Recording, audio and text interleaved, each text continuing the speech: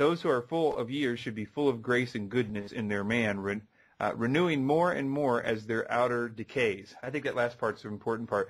Those who are full of years should be full of grace and goodness, their inner man, renewing more and more as their outer decays. Some people say youth is wasted on the young, and I think that if it's really done properly, it probably is, because if somebody's that wise in their age, certainly it's a thing that great vigor would probably help to. But I'm sure it's done for a good reason. And finally, well, I'm going to quote two more people. Barclay on this, he mentions the first three, which is sober, grave, and temperate, and says, the three words taken together mean the senior man must have learned what can only be called the gravity of life.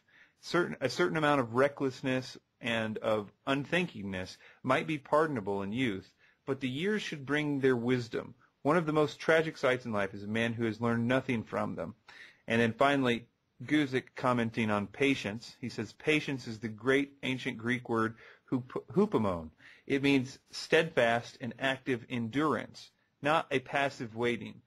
Older men are not just to patiently wait around until they pass to the next world. They are to actively endure the challenges of life, even the challenges of old age. Mike? Yeah, that's great stuff right there.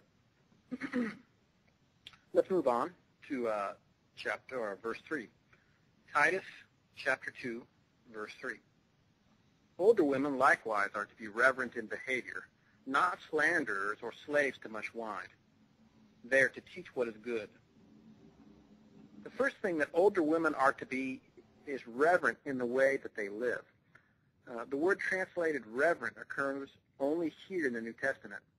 The basic idea is that of conduct appropriate to a temple, and suggests that older women are to behave in ways befitting those who are servants of God. Again, we see the part about more mature people leading the rest of the congregation. We've already talked about that some at length, so I'll just sort of leave that aside for the moment. Part of this, I'd like to think, is because older men and women have sort of been there and done that. They've sort of seen it all before. Yet we tend to treat them like they don't know what we're going through, I've noticed, at least with me.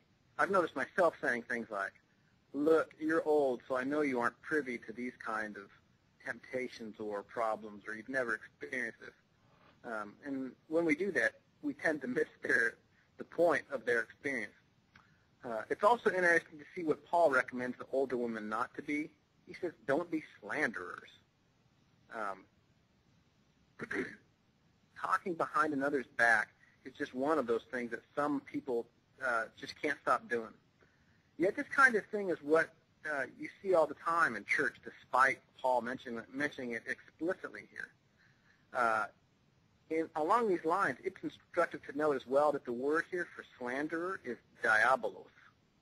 This is the word used for devil elsewhere in New Testament. How important is it not to be a slanderer? Paul uses the same word as devil/Satan for slander. It's the central characteristic of the enemy, you might say, based on just strictly grammatical analysis. Contrasting to that, they're not to be slanderers. They're supposed to teach what is good. I'll just leave it right there. Chris? Cool. This is also really important because of the importance of women, older women. But first, before I get to that, I just want to mention the first part of what he says, which is the aged women likewise. So the first part of everything that he mentioned for the men can essentially be applied to the women. There's nothing that we just mentioned about how the older men should be that should not also be applied to the women. There are things that they're not really separate. Right. Yeah. But there are things that are added to the women that apparently, obviously, are good for the men, but they are specifically to the women. But first, I want to read a quote from Barclay about. It's a little lengthy, but it's recounting a story about a missionary in India who really illustrates the importance of older women in our society and something that we may have been missing as our culture develops. It says, It is clear that in the early church, a most honored and responsible position was given to the older women. E.F. Brown, who was himself a missionary in India, knew much about Anglo-Indian society in the old days, and he relates a most interesting thing. A friend of his on furlong in England was asked, "What is your most want in India?" His surprising answer was, "Grandmothers." In the old days, there were few older women in the Anglo-Indian society, because those engaged in the administration of the country almost invariably came to the end of their service and returned to Britain while still fairly young. The lack of older women was a serious want. E.F. Brown goes on to say, old women play a very important part in society, how large a part one does not realize till one witnesses a social life without which they are almost absent. Kindly grandmothers and sweet charitable old maids are natural advisers of the young of both sexes. The older women to whom the years have brought serenity and sympathy are understanding have a part to play in the life of the church and of the community, which is peculiarly their own. Why is it important for the aged to act correctly? One reason is that they are to teach the younger generation, as we're actually going to see explicitly in the next verse, but also they seem to be the stability of the congregation, because they sort of have a natural place in society, in our hearts, to teach. And the things, they know a lot of things, as you're mentioning. They're wise. They've been there before, so they have all this stuff to pass down. And I think, I don't know. I think that we'll just leave it there, but I'll continue. First, then he says, that they be in behavior that becometh holiness. So basically he's just giving a general rule at first, in effect that they seek holy lives. But then he mentions not false accusers. Barclay, again, going back to him, says, it is a curious trait of human nature that most people would rather repeat and hear a malicious tale than one to someone's credit. It is no bad resolution to make up our minds to say nothing at all about people if we cannot find anything good to say. Gossip has destroyed more churches probably than any other sin. It's uniquely detestable in a congregation because of its ability to destroy. You would be naive, I would think, to not think that Satan was enticing people to gossip in church, because he knows the power that it can in bringing down a fellowship, especially one that is bearing fruit, and therefore an enemy to his kingdom and goals. A few quick verses. Leviticus 19:16. Do not go around spreading slander among your people. Do not do anything that endangers your neighbor's life. I am the Lord. Proverbs 11:13. A gossip betrays a confidence, but a trustworthy man keeps a secret. Romans 1:29. They have become filled with every kind of wickedness, evil, greed, depravity. They are full of envy, murder, strife, deceit, and malice. They are gossips. 1 Timothy 5:13. Besides, they get into the habit of being idle and going about from house to house, and not only do they become idlers, but also gossips and busybodies, saying things that they ought not to. And finally, Proverbs 18:8. The words of a gossip are like choice morsels. They go down into a man's innermost parts. And finally, not given to much wine. And that is, I think, more evidence that this word here, this phrase, does not mean addicted to wine, but rather, as some people will say, that when they see phrases that say not given to wine, they say not addicted to wine. I think that could be true if the real meaning is carries, but I think that given to wine means a heart thing. I think in the case what it's trying to say here is that the older women, older people are not supposed to be given too much wine. That means that they can have wine from time to time, but certainly not be those that are given to it. I think given is a great word, a great translation, as a matter of fact. But anyway, we'll just leave it there. All right. Let's move on to verse 4. Titus, chapter 2, verse 4. And so train the young women to love their husbands and children. Okay, so this verse ties in with the previous verse, specifically the last clause of verse 3.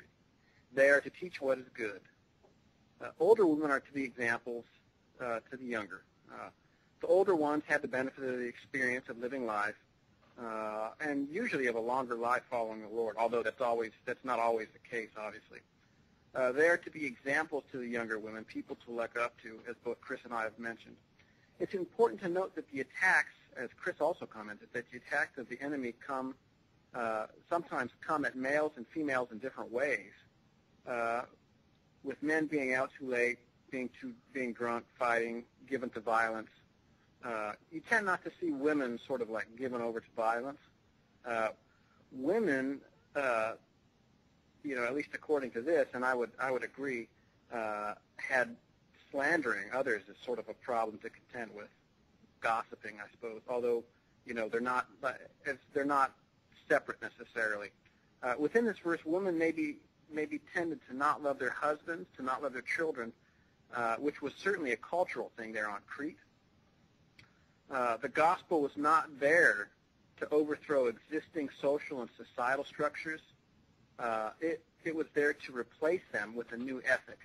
And in this, women were no longer plugged into getting their self-worth from people that surrounded them, but they were to be plugged into the self-worth of Jesus. And when they did this, Jesus would help them love others, and specifically love their husbands, love their children, not slander, as well as obviously the training of the older women to the young women. Chris? Yeah, that's interesting too. That what they are supposed to teach the younger women here, which is here to be sober, but also interestingly to love their husbands. And I think this is pretty profound. But first, in regards to sober, Vincent Word Studies calls it. It says this verb means to make sane or sober-minded, to recall a person to his senses, hence to moderate or chasten or discipline. Strong's gives it a sound mind or discipline. So to sort of straighten them out, get their head straight, is one of the things that, I guess, to ground them is one of the things that they would teach them in reality, to ground them in reality. But to love their husbands is an interesting one, and I feel like I have an interesting take on this because of just recently getting married and reading a lot of books about it was the interesting thing, because an interesting theme that would come up in a few different books is that love is not something that you feel. It's something that is done, and it's a choice that you make every day to love somebody, and to as opposed to sort of a modern cultural idea that if you're not have the butterflies going, then you've fallen out of love with somebody. But that's only a Hollywood thing. That's actually when real love can begin, and that it's something that it's a decision that you make. So one of the things that I have found, there are a few books out there, namely these are sort of meant for, the first one is meant for troubled marriages. One Nancy Missler wrote called Why Should I Be the First to Change? And then a second one called Love and Respect. Both of them have an interesting theme, which is that the one person, and in Nancy's case, the woman actually, in her own, she has a way here that she's shown that her changing her attitude towards her husband actually, in effect, changed her husband, but she was the one that had to change in that to first submit to the biblical model. But without going into too much detail about the book, the whole thing was about this is that both of them demonstrated that these things were not something that we would normally think of in our cultural mindset. It's almost the direct opposite of what we would think of. But when you look at the values there, it actually makes just perfect sense, and you can see why this is the reason why so many marriages fail, is that there's just a few key things that need to be known.